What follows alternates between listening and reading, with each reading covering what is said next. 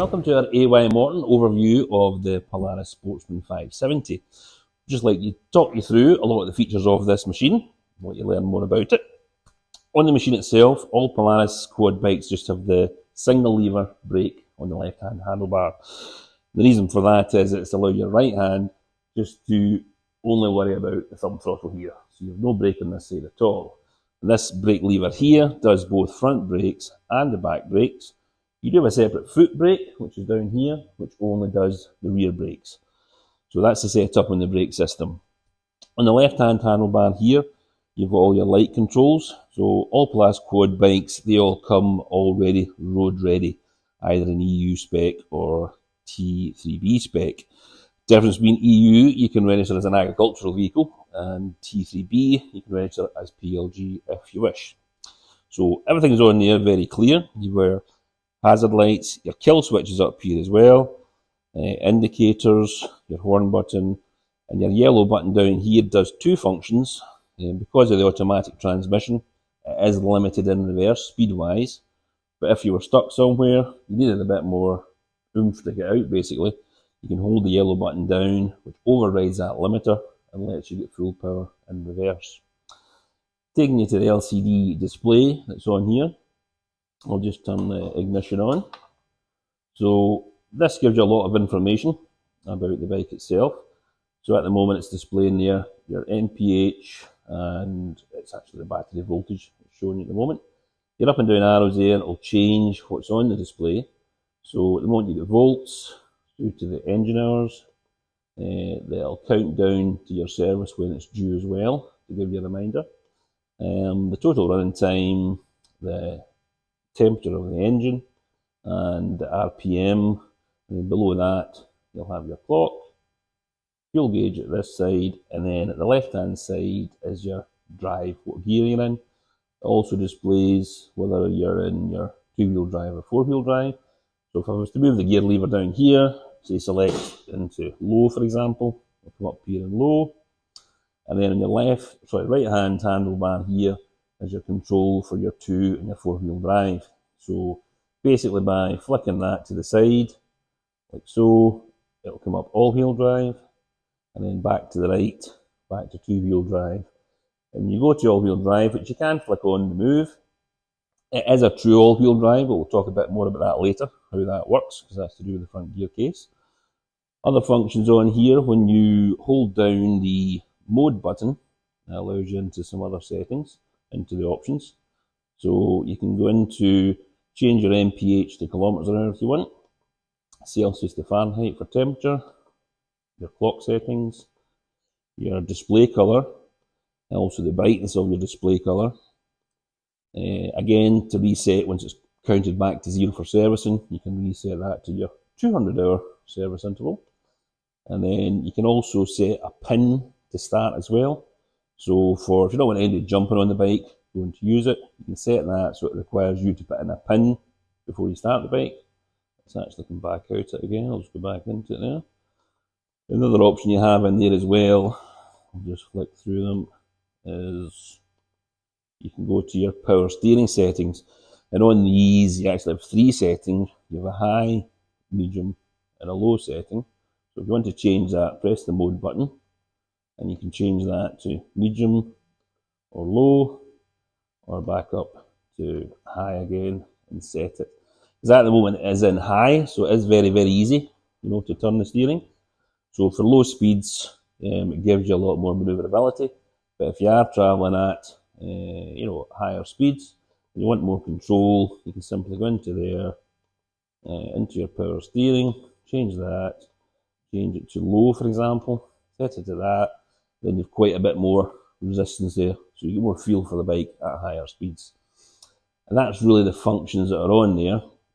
In addition, on this part here, you have your LED work light, which is on a separate switch here, simply on and off. And down here you have a 12-volt socket, and you also have a charge point as well, so that's connected directly to the battery. So if the bike is sitting for any length of time at all, you can have a wee battery maintenance charger in there and leave it sitting plugged in. It's a 4-position switch for the ignition, So to actually turn on your headlamps, you'll just turn it back one position, push on your headlamps, back to the centre is your daytime running lamps, and then basically switch your bike back off. You can add additional accessories as well. These points here for putting in, for example, your heated hand grips. You can add on your control up here for your front winch. So there's a lot of functions that this whole area gives you up here. And also, as you can see, comes with the mirrors, which keeps you leaving for the road. So that covers that area, and we'll move on to the next section. So the front storage area on these quad bikes, this is basically how it comes as standard out of the box. This is the power steering version. You can get it with or without power steering. But on the front here, it comes with this hard surface and your rack extender on here. That's got the carrying capacity of about 41 kilos payload that you can put on there. This does open as well, so there's a couple of wee catches at the side here. Take them off, and that gives you access into here. So you do have a bit of storage in here, but the main thing is the battery has now been relocated up into here, and it's a lot bigger battery that's in it now.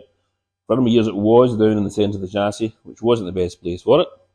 So Polaris have listened to us and they have relocated it back up into here, and it is a heavier battery as well.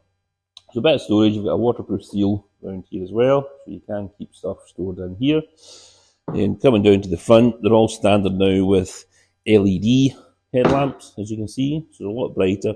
Both the lower ones here and your upper work light is LED as well. So moving on to the rear of the quad bike, you have your rear rack here on the back, which is a payload capacity of about 82 kilograms. It does come with these handles on it as standard, which do certainly aid you getting on and off the machine, but they are easily removed as well if you want to take them out the road. You can then add a further storage box on the back, which is all utilising these holes. It's a Polaris lock and ride system. So simply put your box on, lock your clamps over, and that'll hold that in place. Also a very big comfortable seat on it as well, so a good bit of padding on there. So if you're on the bike for a number of hours through the day, it does keep you very comfortable. And it does have quite large footwells as well, and actually a ledge on that to stop your foot sliding off. And even at the right hand side, another good point is you've still got room for your full foot to sit to the right hand side of the brake pedal, which is down here. So plenty of room in the bike, very, very comfortable. And a reason for all that comfort is at the back end underneath. The suspension in the rear is all fully independent suspension, which is adjustable as well. So you'll see your two sides here. You've got double A arms on both sides, rear anti-roll bar, and you do actually have adjustment on your rear shocks as well. So if you're on the bike just yourself, leave it the softest version, get a comfortable ride, but if you are carrying more weight, you can simply screw them up. As we said before, because these machines are all ready for the road, you already have the number plate fixing bracket here, number plate light, and the 7-pin socket. It also comes with the tow bar as well. So that covers the suspension at the rear. And at the front, depending on the model you go for, you'll either have the McPherson Struts suspension set up, or you go to the SP versions, you'll have your dually arms at the front as well. So moving on from that, we'll now talk about the powertrain in this vehicle. This is Polaris's own ProStar engine. It's a 567cc fuel injection engine, and that puts out 44 horsepower. And as we said before, the servicing intervals are every 200 hours. Linked to that at the back is your CVT drive going to your gearbox, which is controlled your different ranges via this lever here, which gives you your high, low, neutral, and reverse. And as again we said before, that this particular machine, the automatic 4x4 quad bike, this is the best-selling bike worldwide now, so it's a very proven product. Suspension-wise as well, so I meant to mention before, all the suspension points in these as well now have single-piece press-fit bushes that are fully sealed.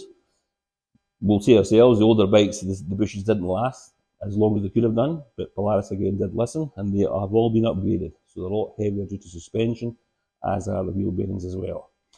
But back to the powertrain, moving from engine gearbox under here, and this is just your gearbox here, so for servicing purposes, it's very accessible to get to. You do have a small hatch here on this side, which will just pop out, and then your dipstick is in there for checking your engine oil. Moving back to the front of the bike, which we've talked about before. Your control for your four-wheel drive is up here. But the four-wheel drive system on these bikes is controlled for basically, it's with any bike, your front gear case, which is in here. But the four-wheel drive system on Polarises is a true on-demand four-wheel drive. It gives you four wheels driving. The way that works is it's a Hilliard drive that's inside the front gear case, so your prop shaft, pinion and crown wheel is turning all the time. And basically when you engage this here, it switches on a coil in there, and as soon as the back wheels lose traction, both your front wheels will engage. So you've no diff lock to worry about at all. That'll basically give you four-wheel drive. And when you regain traction, that'll disengage. So very, very capable of a bike. And with all of that, it makes it a very easy bike to drive as well. You've simply just got your automatic, select your gear, four-wheel drive, one single button, and then switch on and off with the key. So somebody that's not a lot of experience in a quad bike, they're a very, very easy quad bike and safe quad bike to drive. That really covers the powertrain, gearbox, front gear case section. And that concludes our overview of the Polaris Sportsman 570. But what we'd also like to reiterate at the moment is that Polaris is currently running the £1 million giveaway to back British farming. And in the 570 range, it's across the board, all variants of the 570. So that's bringing the Sportsman 570 non-EPS down out at 6499 plus the VAT, and then your power steering version here at 699 plus the VAT. Other points to note are that for business users, you've also got the option of 2 years 0% finance. You're going to get 2 years parts and labour warranty with the machine as well. You're also now getting the ATV tracker installed with the bike, and that's worth about £500 because it includes the first year's subscription as well.